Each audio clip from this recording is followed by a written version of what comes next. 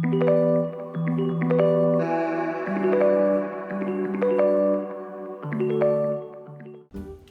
it's Sarah with the Happy Hootie. Today we are making a reusable ice bag. So instead of going to the store and buying those little squishy ice packs, you can actually do it at home for pretty cheap. All you need is 2 cups of water and 1 cup of rubbing alcohol. I'm gonna pour in my 1 cup of alcohol. I'm gonna put it into a freezer bag here. And then I need 2 cups of water.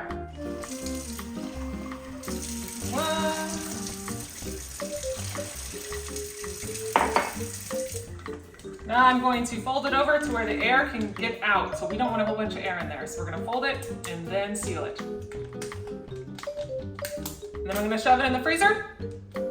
And we will check back in and see how it works. So we've left the ice pack in there overnight in the freezer. We're gonna take it out. And it is now gel.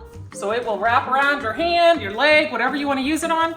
Just make sure that you put a rag between it or you will end up getting burnt on your hand from the ice. Thanks for watching. Hope you enjoyed the video. Please like and subscribe. Bye.